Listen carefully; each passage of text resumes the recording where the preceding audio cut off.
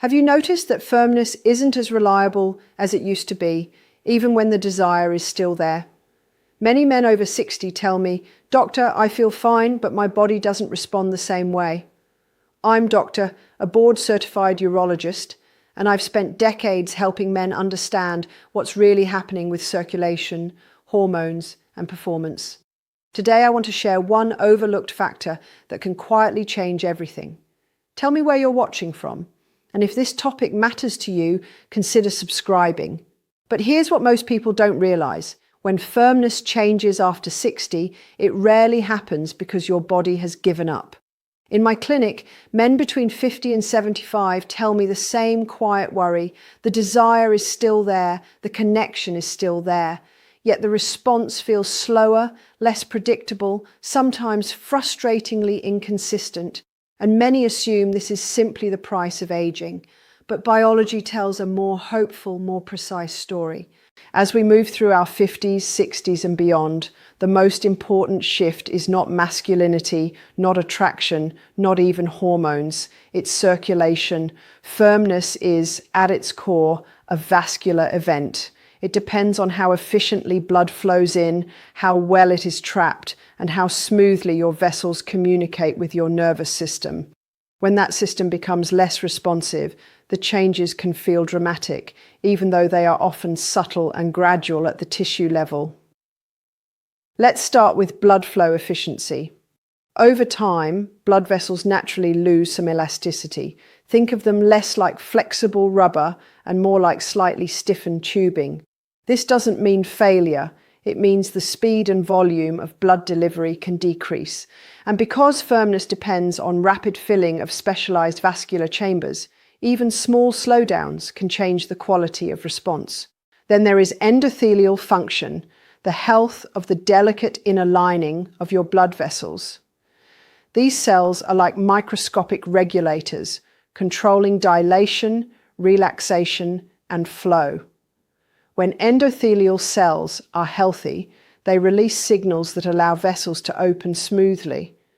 With age, oxidative stress, blood pressure changes, and metabolic factors can make this lining less efficient. The result isn't necessarily blockage, but reduced responsiveness. The vessels can open, just not as quickly or as fully as before. Closely connected to this is nitric oxide signaling. Nitric oxide is a molecule your body produces naturally. It acts like a messenger that tells blood vessels to relax and expand. Younger systems generate and use this signal with remarkable efficiency. As we age, production may decline and tissues may respond less strongly. Again, this is not dysfunction in the catastrophic sense. It's more like a dimmer switch turning slightly down. Another piece of the puzzle involves venous leakage tendencies. Firmness requires not only blood inflow, but also the ability to temporarily restrict outflow. The veins that drain blood must compress effectively. With age, structural support around these veins can weaken. Blood enters, but escapes more easily. Men describe this as starting strong, but not maintaining. It's not your imagination. It's physics and vascular mechanics. Now, many men immediately think of testosterone. Testosterone absolutely matters, but perhaps not in the way most people assume.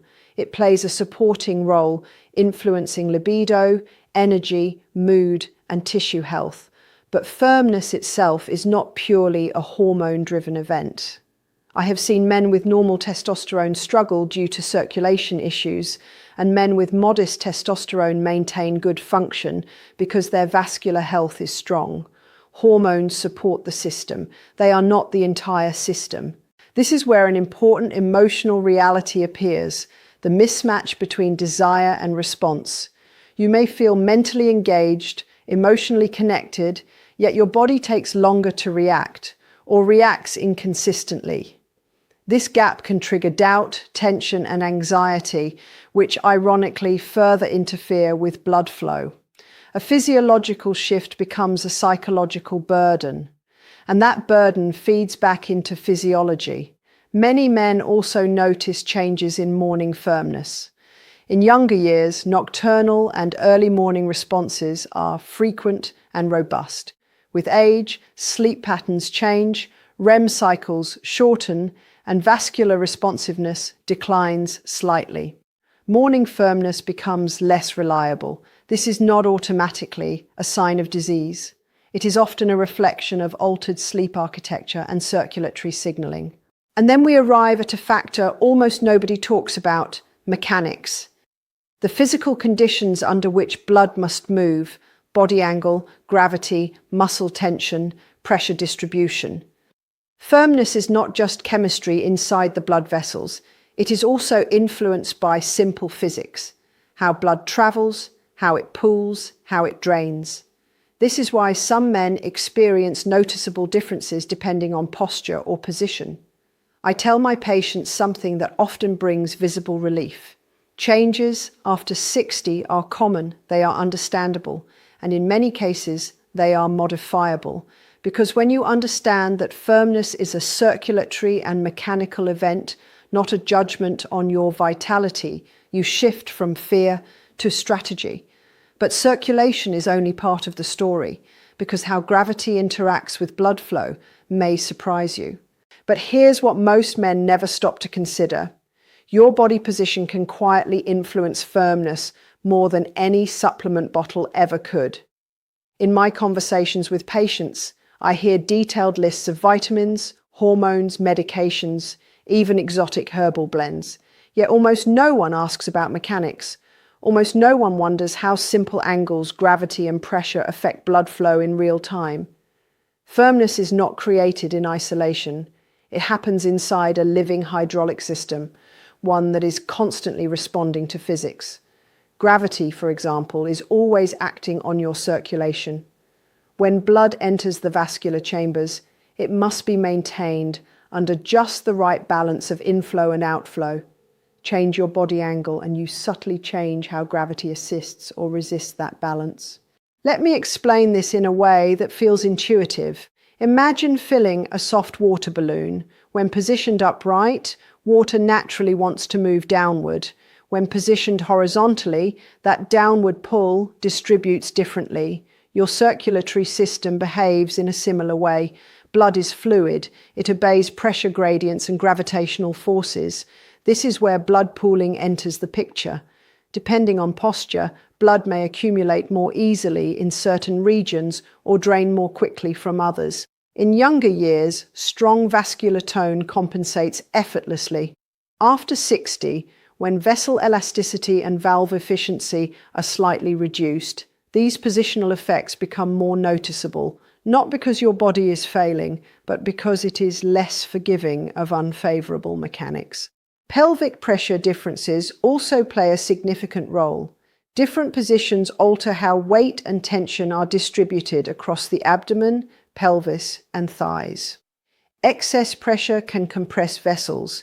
Insufficient support can reduce stability. Some angles gently encourage arterial inflow.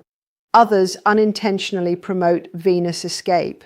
These are small shifts, but firmness is highly sensitive to small shifts. Then there is venous outflow mechanics, the ability to slow the drainage of blood once it has entered. Remember, maintaining firmness is not just about getting blood in, it's about preventing it from leaving too quickly. Certain body angles reduce the gravitational assistance that encourages blood to drain away. Others increase it. This is pure physics, yet rarely discussed in everyday health conversations. Many men tell me, "Doctor, it feels different depending on the situation." And they're absolutely right. Standing versus lying down, for instance, creates very different circulatory conditions. Standing introduces stronger gravitational pull downward. Lying flat redistributes pressure and flow. Some men notice better initial response in one posture, better maintenance in another. These experiences are not random. They reflect hemodynamics, the movement of blood. Muscle tension adds another layer. When your core, thighs, or pelvic floor tighten, blood vessels can be subtly compressed. Tension activates the sympathetic nervous system, your body's alert mode. That state favors survival functions, not vascular relaxation. blood flow becomes more restricted, venous leakage can increase, rigidity can soften, all without any change in desire. This is why firmness can vary even when everything else feels the same. Same partner, same mood, same health, but a different angle, a different level of tension, a different gravitational relationship, and suddenly the response changes. Many men interpret this as inconsistency. From a medical perspective, it is mechanics interacting with physiology. What fascinates researchers, and what I've seen repeatedly in clinical practice, is how modest positional adjustments can create what we call a mechanical advantage. Not a pharmaceutical effect, not a hormonal surge, simply a shift that allows blood inflow and retention to work with gravity instead of against it. Studies on positional vascular dynamics show that vessel pressures, drainage efficiency, and even tissue oxygenation can vary with body angle. This doesn't mean there is one magic posture for every man, but it does confirm something important. Your circulatory system is responsive to positioning, especially as you age. And once men understand this, something powerful happens. The conversation changes from "what's wrong with me" to "how can I work with my body?" That shift alone reduces anxiety, which further improves vascular response. Physiology and psychology begin supporting each other again. And this brings us to the one position many men accidentally avoid. But here's where things become surprisingly encouraging. One simple positional adjustment can create a measurable difference in firmness stability, not because it changes who you are, but because it changes how blood behaves inside your body. In urology, we sometimes refer to this as using mechanics to support physiology. The position I want to introduce is called the semi-reclined position. Why does it matter? Because this position helps stabilize blood inflow while reducing excessive venous drainage. Let's walk through this calmly and logically. When your torso is slightly elevated rather than fully upright or completely flat, several helpful shifts occur inside the vascular system. First, the angle of the torso can influence arterial pressure distribution. Blood does not have to fight gravity as aggressively as it does when fully standing. Yet it is not redistributed as neutrally as when lying flat. This creates a middle ground that often supports smoother inflow. Second, there is reduced gravitational pull on venous outflow. Remember, maintaining firmness depends not only on getting blood in, but on slowing how quickly it leaves. In a semi-reclined posture, gravity's downward assistance on drainage is softened. Blood is less strongly encouraged to escape through the venous channels, allowing the vascular chambers to remain filled more effectively. Another important factor is pelvic floor relaxation. Fully upright positions can sometimes trigger subtle muscular engagement in the abdomen, hips, and pelvic region. Fully flat positions may alter pressure dynamics in ways that vary from man to man. A semi-reclined angle often promotes a more natural state of muscular ease. When the pelvic floor is less tense, vascular compression decreases, and blood flow encounters fewer mechanical obstacles. All of this contributes to improved hemodynamic balance, the delicate equilibrium between inflow and outflow. Instead of blood rushing in and slipping away too quickly, the system can operate in a steadier, more controlled manner. For many men over 60, this translates into a response that feels more dependable and easier to maintain. But there is also a practical human dimension that I never ignore. Comfort and sustainability matter. Positions that strain the back, neck, or legs increase fatigue and muscular tension. Fatigue activates stress responses. Stress responses restrict blood vessels. The semi-reclined position is often physically easier to sustain, allowing the body to remain relaxed rather than braced. Now let's talk about what men actually experience. The first benefit I hear most often is greater firmness consistency. Not perfection, not dramatic overnight transformation, but fewer fluctuations, less fading, more stability. That alone can significantly change confidence. which leads to the second benefit, reduced performance anxiety. When your body responds more predictably, your mind stops anticipating failure. The nervous system shifts away from tension and vigilance. Blood flow improves further. A positive loop replaces a negative one. Third, there is less fatigue. Because the body is supported rather than strained, energy is preserved, muscles stay relaxed, circulation remains smoother. What feels sustainable physically often becomes sustainable physiologically. And perhaps most importantly, men describe better response confidence. Not bravado, not pressure, but quiet trust. The sense that their body is cooperating again rather than resisting. I always emphasize an essential truth here. This is not a magic cure. No position overrides severe vascular disease, unmanaged diabetes, or significant hormonal deficiency. But for men with reasonably healthy circulation, even if it's not what it once was, small mechanical advantages can produce meaningful improvements. That phrase is important. Small adjustment, big effect. We are not talking about extreme changes. We are talking about aligning your body with the physics of blood flow rather than unintentionally working against it. And I encourage something equally vital, comfort and communication. Everybody is different. Every couple is different. The goal is not rigid rules, but intelligent experimentation guided by awareness. No embarrassment, no pressure, just understanding what allows your body to perform with the least resistance. But even this position fails when men make one very common mistake. Now here's the mistake most men never recognize, even when everything else is done correctly. They adjust circulation, they consider positioning, they pay attention to health, yet results remain inconsistent. Why? Because of something so subtle it often goes unnoticed. The mistake is called excessive core and thigh tension. Why does it matter? Because tension restricts arterial inflow and increases venous escape. Let me explain what's happening beneath the surface. When muscles in your abdomen, hips, and thighs tighten, your nervous system interprets this as a state of effort or alertness. That activates the sympathetic nervous system, the branch responsible for fight or flight. This system is incredibly useful for reacting to danger, but it is not friendly to vascular relaxation. Once the sympathetic response rises, vasoconstriction follows. Blood vessels narrow slightly, not dramatically, not painfully, just enough to reduce how easily blood can flow into the vascular chambers. Firmness depends on rapid, unobstructed filling. Even mild constriction can soften that response. At the same time, tension often triggers pelvic floor tightening. The pelvic floor is a group of muscles that plays a direct role in rigidity and blood trapping. When relaxed, these muscles support healthy vascular dynamics.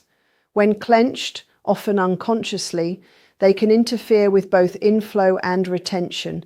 Blood enters less efficiently and escapes more readily. This combination creates what many men describe as a confusing experience. Desire is present, stimulation is present, yet firmness feels weaker, less stable, or fades sooner than expected. From a medical perspective, this is blood flow interference driven by muscle tension and nervous system activation. What makes this especially tricky is that tension rarely feels like tension. It feels like trying to perform well, trying not to lose firmness, trying to maintain control. But the harder the body tries, the more the physiology shifts into a state that undermines the very goal. I see this pattern constantly. A man worries about consistency. That worry produces subtle anxiety. Anxiety produces muscle tightening. Tightening reduces blood flow. Reduced blood flow confirms the worry. A loop is formed, entirely real, entirely physiological, yet often misinterpreted as permanent decline. The encouraging news is that correcting this single factor can produce noticeable improvements. When excessive tension is reduced, vascular filling becomes easier. Blood encounters less resistance entering the chambers. The response feels smoother, less forced. Firmness duration also improves. With better inflow and less pressure pushing blood outward, stability increases. Not because anything artificial was added, but because interference was removed. And perhaps most importantly, the stress response softens. When the body feels safe rather than pressured, the parasympathetic nervous system, the rest and restore branch, becomes dominant. This is the state that supports relaxation, circulation, and natural responsiveness. So how do we apply this practically? First, relaxation awareness. Most tension is unconscious. I encourage men to simply notice. Are the thighs rigid? Is the abdomen braced? Is the breath shallow? Awareness alone often reduces tension. Second, breathing. Slow, steady breathing sends a powerful safety signal to the nervous system. It lowers sympathetic activation and encourages vascular dilation. Something as simple as a controlled exhale can change muscular and circulatory tone. Third, comfort over effort. Firmness is not created by force. It emerges from cooperation between blood flow and relaxation. When the body is physically supported and mentally unpressured, physiology performs more efficiently. And let me normalize something that deserves to be said openly. Anxiety-driven tension is extremely common. So is silent performance pressure. Many men carry an unspoken expectation to prove something, to themselves or to a partner. That pressure does not strengthen performance. It tightens muscles, narrows vessels, and disrupts response. When men understand this, a profound shift occurs. Instead of battling their body, they begin working with it. Instead of interpreting fluctuations as failure, they recognize modifiable physiology, and this connects directly back to what we discussed at the beginning. If this conversation helped you understand your body with a little more clarity and a little less worry, then you're exactly who I make these videos for. My goal is simple: to give men honest, medically grounded guidance in a way that feels respectful, calm, and free from embarrassment or hype.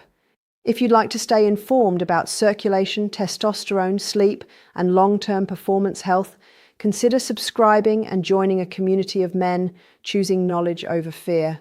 And in the next video, I'll share a nighttime factor that quietly influences firmness, energy, and hormonal balance. Take care of yourself. Your body is still listening.